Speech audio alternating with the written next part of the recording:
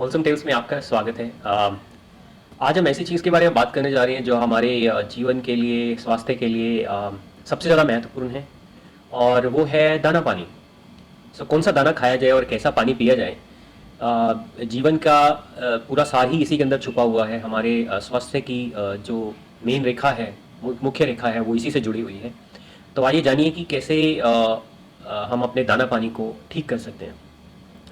और ये बात जो है, ये बात आज की तारीख में जितने भी जाने माने साइंटिस्ट हैं या जाने माने डॉक्टर हैं, सब ने इसी बारे में बात की है कि पानी और जहाँ खाना है, ये दोनों चीज़ें हमारी ख़राब हो चुकी हैं, और हमें किसी भी बीमारी से अगर हमें निजात पानी है तो इसी चीज़ को सही करने की सबसे पहले ज़रूरत है। इवन जो आज की डेट में मॉडर्न साइंस है, मॉडर्न साइंस कह लीजिए या मॉडर्न मेडिसिन कह लीजिए, उसके अंदर भी जो डॉक्टर हैं, जो समझदार डॉक्टर हैं, वो भी आजकल इन चीज़ों के बारे में बात करने लग गए हैं। सबसे पहले बात करते हैं कि पानी किस तरह का पीना चाहिए। आपका पानी जो है वो स्ट्रक्चर्ड पानी होना चाहिए। अब स्ट्रक्चर्ड पानी का मतलब क्या है? स्ट्रक्चर्ड पानी का मतलब है पानी साफ होना चाहिए, और पानी जो है वो ओरिजिनल स्टेट जो है पानी की वो मेंटेन होनी चाहिए। अब आप उसको कैसे कर सकते हैं? आप उसको बहुत आराम से घर पर भी कर सकते हैं। आपके घर में जो पानी की सप्लाई आती है, वो पानी की सप्लाई आप लेते हैं, उस पानी को आप किसी स्टील के बर्तन में, मिट्टी के बर्तन में स्टोर कीजिए, और उसके अंदर डालिए आप तांबे की प्लेट या तांबे का कोई पत्ती टाइप की चीज़ आप उसके अंदर डाल दीजिए, और उसके अंदर आप मोरिंगा के 2 बीज डाल दीजिए। सूखे बीज हों, वो बीज उस बर्तन के अंदर आप नीचे डाल दीजिए। वो बीज क्या करते हैं? वो बीज जो है उस पानी के अंदर जो भी गलत कण होते हैं वो उनको एब्जॉर्ब कर लेते हैं, और पानी आपका बिल्कुल साफ हो जाएगा, यूज करने लायक हो जाएगा पानी। 12 घंटे तक आप उसको, पत्ती को बीच में भिगो कर रखिए। उसके बाद आप पानी को ऊपर से निकाल लीजिए उस बर्तन में से, और आप दूसरे बर्तन में उसको ट्रांसफर कर दीजिए। अब जहां तक बात आती है कि क्या आरओ का पानी यूज करना चाहिए, या जो फिल्टर, जिस तरह के ये नए नए फिल्टर चले हुए हैं, क्या वो पानी यूज करना चाहिए, नहीं करना चाहिए? बिल्कुल नहीं यूज करना चाहिए। अगर आपके यहाँ पर पानी की जो सप्लाई है, उस पानी का जो टीडीएस है, जो कि जो जो जो हार्डनेस है पानी की, वो बहुत ज़्यादा है, तो आप शायद उसमें फिल्टर का यूज़ कर सकते हैं ताकि उसका टीडीएस थोड़ा सा कम हो सके। लेकिन 200-300 तक अगर आपका टीडीएस है तो आपको उसके अंदर कोई चिंता करने की जरूरत नहीं है। यहाँ तक बात ये भी है कि अगर टीडीएस बहुत ज़्यादा पानी का कम हो जाता है तो वो पानी भी आपके लिए नुकसानदायक है। अब इसके बारे में बहुत लंबे लंबे वीडियोस आपको कहीं भी मिल जाएंगे, आप उसको और देख सकते हैं। लेकिन ये एक मिथ है कि सिर्फ आरओ फिल्टर का पानी ही या यूवी फिल्टर का पानी ही अच्छा है। वो पानी जरूरी नहीं है कि आपके लिए अच्छा हो। वो पानी हो सकता है थोड़ा सा अलग तरीके से साफ हो जाता हो, लेकिन वो आपके लिए, सेहत के लिए वो अच्छा नहीं है पानी। तो अब कई जगह पे पानी बहुत ज़्यादा गंदा आता है, मिट्टी वाला, या उसके अंदर और भी कई चीज़ें मिक्स होकर आती हैं। तो लोग कहते हैं कि हम बड़े शहरों में रहते हैं, हम कैसे करें, किस तरह का पानी पिए? तो उसका एक काम आप कर सकते हैं। ठीक है, आपको टीडीएस कम करने के लिए आरओ का फिल्टर लगवाना पड़ गया, कोई दिक्कत नहीं, आप लगवा लीजिए। लेकिन उस पानी को आप स्टील के बर्तन में रखिए रात को, उसके अंदर तांबे की प्लेट डालिए, मोरिंगा के सीड्स डाल दीजिए उसके अंदर आप, और सुबह उस पानी को उसमें से निकालिए और मटके के अंदर ट्रांसफर कर दीजिए, और उस मटके वाले पानी को आप पीजिए। तो ये जो पानी है, ये जो स्ट्रक्चर्ड पानी है, ये आपकी सेहत के लिए बहुत ज़्यादा अच्छा है। आप इस चीज़ को एक बार आजमा के देखिए। हैं कि दाने के बारे में, अब अनाज किस तरह का खाना चाहिए। अब आज की तारीख में हम लोग सबसे ज़्यादा किसी भी घर में ले लीजिए, चाहे उत्तर भारत की बात हो, दक्षिण भारत की बात हो, कहीं की भी बात हो, हम लोग या तो गेहूं खा रहे हैं और या खा रहे हैं चावल। अब गेहूं किसी भी तरह का हो या चावल किसी तरह का हो, लेकिन मुद्दा ये है कि हम सबसे ज़्यादा या तो गेहूं खा रहे हैं, चावल खा रहे हैं। और चाहे वो घर में हम कोई चीज़ बना के खाएं, या बाजार से चाहे ब्रेड लेके आएँ या बिस्किट लेके आएँ या कोई भी चीज़ ऐसी लेके आएँ, यहाँ तक कि नवजात शिशु जो हैं उनके लिए भी जो हम सामान बाजार से लेके आते हैं, जो सीरियल्स वगैरह लेके आते हैं, उसके अंदर अगर आप ढंग से चेक करें कि उनके अंदर क्या डला हुआ है, तो आपको उसके अंदर वीट, आटा और यही सब चीज़ें मिलेंगी। तो कहने का मतलब है कि अब अगर यही चीज़ें हम लोग खाएं तो क्या ये सही है या नहीं सही है? ये जितना भी हम लोग अनाज खा रहे हैं, खासकर वीट जो है, गेहूं जो है, वो आज की तारीख में जेनेटिकली मॉडिफाइड आ रहा है। हमारे पूर्वज भी खाया करते थे बहुत ज़्यादा चावल या बहुत ज़्यादा गेहूं खाया करते थे, लेकिन उसके साथ वो दूसरे अनाज भी खाया करते थे जिनको हम भूल गए, और उनको बोलते हैं मिलेट। बाजरा का नाम आपने सुना होगा, जो ज्वार का नाम आपने सुना होगा, पर चक्कर क्या है कि हम लोग उनको भूल चुके हैं बिल्कुल। तो क्या किया जाए? करना यह है कि हमें अपने घर में जो गेहूं है और चावल है उसको बदलना है, और उसकी जगह हमें क्या खाना है? हमें खाने हैं मिलेट।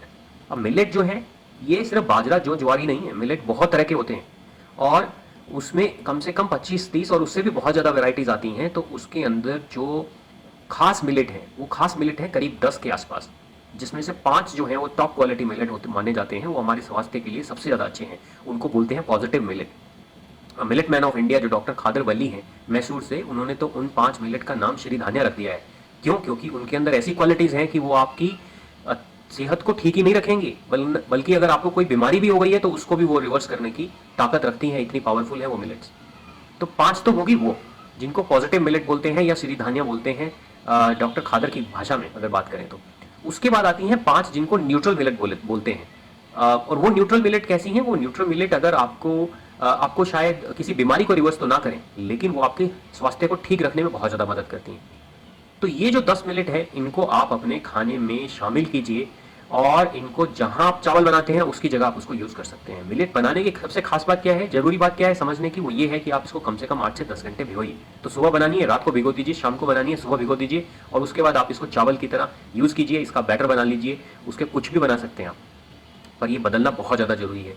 क्यों? क्योंकि गेहूं और चावल जो है ये सारा का सारा जीएमओ आया है। इसके अंदर जो प्रोटीन स्ट्रक्चर है वो इतना कॉम्प्लेक्स है कि वो हमारा शरीर उसको हजम नहीं कर पाता। तो इसको बदलना बहुत ज़्यादा जरूरी है। दाना और पानी की बात कर ली है, तो अब दाना कच्चा तो खाया नहीं जाएगा, उसको पकाना तो पड़ेगा ही। तो अब उसके लिए आती है सबसे जरूरी चीज़ जो है वो है तेल। अब तेल कौन से खाए जाए?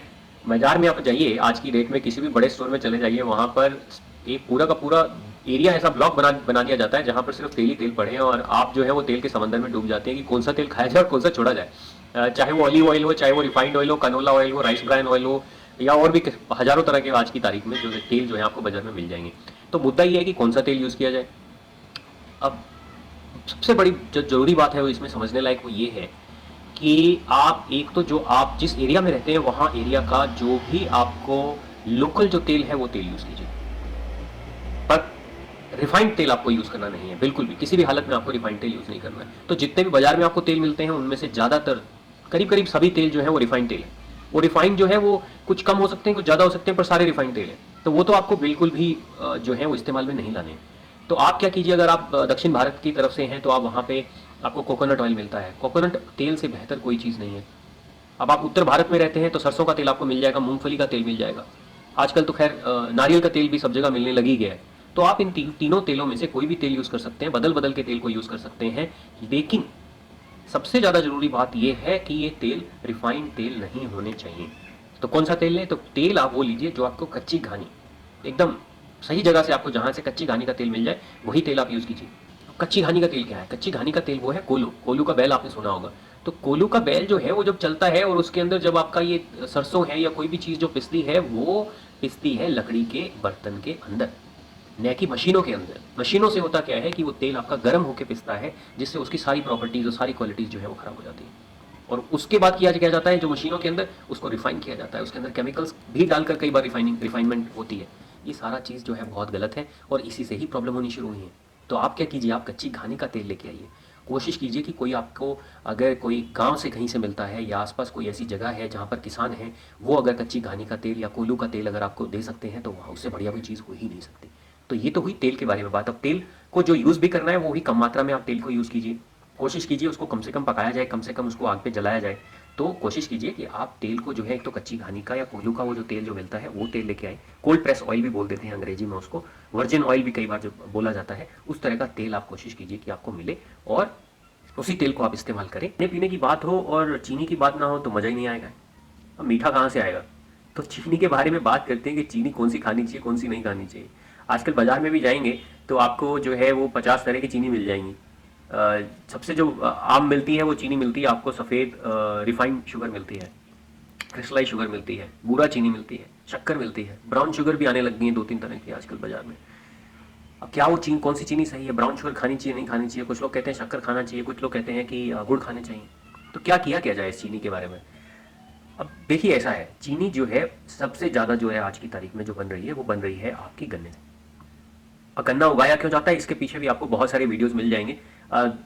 इसके बारे में फिर किसी और दिन चर्चा करेंगे विस्तार से। लेकिन मेन जो समझने की बात है वो बात ये है कि शुगर केन से, गन्ने से बनी हुई चीनी या उसका कोई भी डेरिवेटिव है, चाहे वो ब्राउन शुगर है चाहे वो शक्कर है, वो आपके स्वास्थ्य के लिए अच्छी नहीं है। तो कौन सी चीनी खाई जाए? अगर आपको चीनी, अगर आप किसी भी तरीके की चीनी जो है आप अवॉइड कर सकते हैं तो इससे बढ़िया बेहतर आपके स्वास्थ्य के लिए कुछ हो ही नहीं सकता। तो इससे पहले कि हम ये बात करें कि कौन सी खानी चाहिए, सबसे पहले ये समझ लेते हैं कि चीनी अगर आप छोड़ सकते हैं तो इससे बढ़िया कोई चीज़ आपके लिए हो ही नहीं सकती। ज़्यादातर बीमारियों की जड़ जो है वो चीनी ही है। तो चीनी को अगर आप छोड़ दें तो बहुत बढ़िया होगा आपके लिए। लेकिन फिर भी अगर आपको चीनी खानी ही है तो जो हमारे जो नेचुरल तरीके से जो चीनी बनती थी ना, और गन्ने की बनी हुई चीनी ये नेचुरल चीनी नहीं है। तो जो नेचुरल चीनी बनती थी वो बनती थी पाम के पेड़ से। पाम का पेड़ पामेरिया ट्री भी बोला जाता है, और ये हमारे यहाँ का एशिया का जो है ये मूल पेड़ है यहाँ का।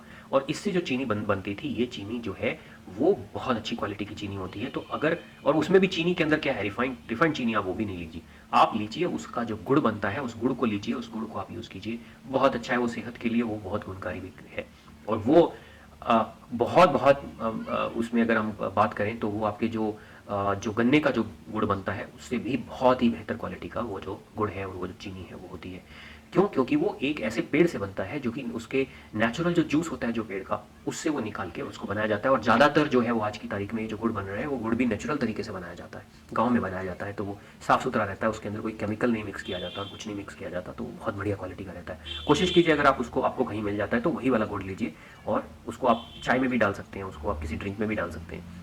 हालांकि चाय के बारे में फिर कभी बात करेंगे विस्तार से कि चाय पीना ठीक है या नहीं, और कौन सा ड्रिंक और कौन सी चाय पी जाए और कौन सी चाय नहीं पी जाए। तो हमने 3 चीज़ों के बारे में आज मुख्य रूप से बात की। एक तो जो है पानी की, कि पानी किस तरह का पीना चाहिए, किस तरह का नहीं पीना चाहिए। दूसरा हमने बात की अनाज के बारे में, कि कौन सा जो हमारा मेन अनाज है उसको हम कैसे रिप्लेस करें और किस अनाज से रिप्लेस करें। और तीसरी जो हमने बात की कि तेल के बारे में, कि तेल का क्या किया जाए। और चौथा जो हमने अभी बात की वो है चीनी के बारे में। तो ये 4 चीज़ें अगर हम अपने खाने पीने के अंदर सुधार लें और अपना दाना पानी ठीक कर लें, तो मुझे पूरी उम्मीद है कि हमारा स्वास्थ्य जो है वो एक सही रास्ते की तरफ को निकल पड़ेगा, और हमारा जो शरीर है उस चीज़ को एप्रिशिएट भी बहुत ज़्यादा करेगा। और ये 4 चीज़ें अगर हम सुधार लें तो मुझे ये भी पूरी उम्मीद है कि हमारे बहुत सारी जो बीमारियाँ हैं वो भी कटनी शुरू हो जाएंगी, वो भी ठीक होनी शुरू हो जाएंगी, और स्वास्थ्य जो है वो आपका वो सही रास्ते की तरफ अग्रसर हो जाएगा। धन्यवाद।